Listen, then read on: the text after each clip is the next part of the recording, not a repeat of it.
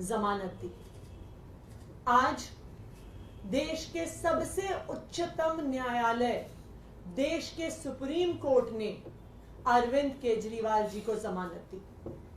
चाहे वो Rouse Avenue court का फैसला हो या आज सुप्रीम कोर्ट का फैसला हो, इस बात को साबित कर देता है कि अरविंद केजरीवाल जी की गिरफ्तारी पिछले 2 साल से आम आदमी पार्टी के नेताओं और मंत्रियों का विच हंट, पिछले 2 साल से चल रहा ये फर्जी शराब घोटाले का इन्वेस्टिगेशन सिर्फ और सिर्फ भारतीय जनता पार्टी का एक षड्यंत्र है।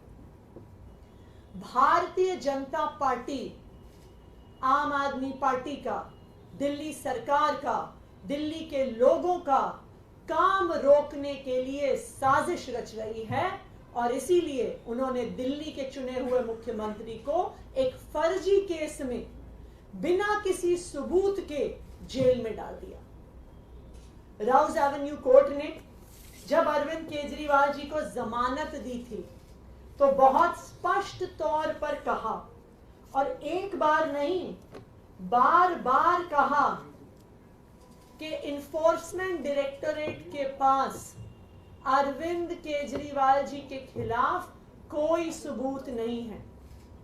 उन्होंने यह भी कहा कि ईडी इस केस में एक बायस के साथ एक्ट कर रही है। ये कोर्ट के शब्द हैं, ये हमारे शब्द नहीं हैं। आज राउज एवेन्यू कोर्ट के उस फैसले पर सुप्रीम कोर्ट ने भी मोहर लगा दी और अरविंद केजरीवाल जी को ईडी के मुकदमे में जमानत दे दी। लेकिन भारतीय जनता पार्टी को यह पता था, उनको पता था कि राउज एवेन्यू कोर्ट से जमानत मिल गई है, उनको पता था कि सुप्रीम कोर्ट से भी जमानत मिल जाएगी। इसीलिए उन्होंने एक और षड्यंत्र रचा और सुप्रीम कोर्ट में जिस दिन अरविंद केजरीवाल जी की जमानत का केस आना था, उससे पिछले दिन अपने एक और राजनीतिक हथियार सीबीआई से अरविंद केजरीवाल जी को गिरफ्तार करवा लिया। क्यों किया गिरफ्तार सीबीआई से? सिर्फ और सिर्फ इसलिए गिरफ्तार करवाया कि अगर ईडी के केस में जमानत मिल गई तो अरविंद केजरीवाल जी बाहर आकर 10 गुना स्पीड से दिल्ली के लोगों का काम करने लग जाएंगे और भारतीय जनता पार्टी का षड्यंत्र रुकता नहीं है। इसलिए सीबीआई के केस में अरेस्ट किया। मैं आज भारतीय जनता पार्टी को यह कहना चाहती हूं कि इस देश के एक के बाद एक हर न्यायालय ने आपके षड्यंत्र का पर्दाफाश किया। एक के बाद एक न्यायालय ने कहा है कि अरविंद केजरीवाल जी के खिलाफ सबूत नहीं है और आज एक के बाद एक हर न्यायालय अरविंद केजरीवाल जी को जमानत दे रहा है। मैं भारतीय जनता पार्टी को यह कहना चाहूंगी कि अपना घमंड खत्म करिए, अपना अहंकार खत्म करिए और बाकी पार्टियों के खिलाफ, लोकतंत्र के खिलाफ षड्यंत्र रचना बंद करिए। सत्य परेशान हो सकता है लेकिन पराजित नहीं हो सकता। अरविंद केजरीवाल की यह जमानत आज पूरे देश के सामने यह साफ कर देती है कि अरविंद केजरीवाल सत्य के साथ खड़े थे, खड़े हैं और खड़े रहेंगे। अब मैं चाहूंगी कि संदीप जी और सौरभ जी अपनी बात रखें।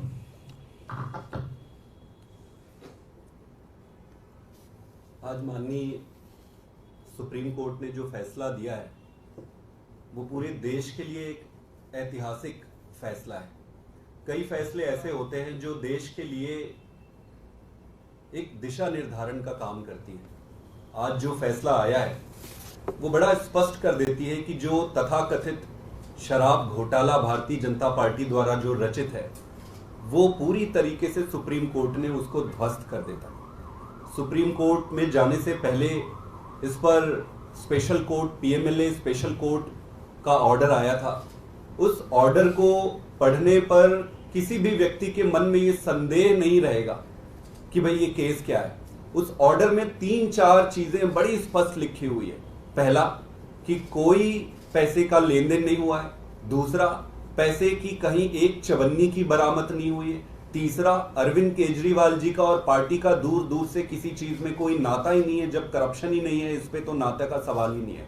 और सबसे इंपॉर्टेंट चीज कि उसमें ईडी के इंटेंट को ये मार्क करने वाली बात है।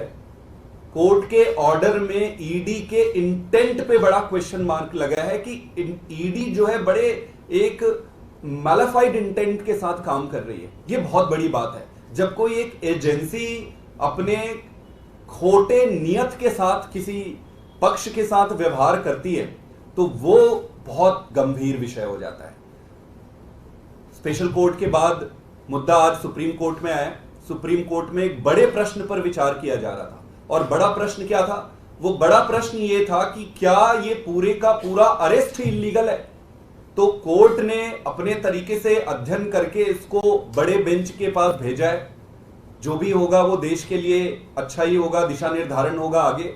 लेकिन कोर्ट ने इंटरिम बेल ग्रांट किया है अरविंद केजरीवाल जी को। अब आपको ये समझना होगा कि पीएमएलए में जब सारे तथ्य और साक्ष्यों को देखकर सभी सबूत ये जो दिए हैं उसको एग्जॉस्ट करने के बाद ही ऐसे इंटरिम बेल या बेल दिए जाते।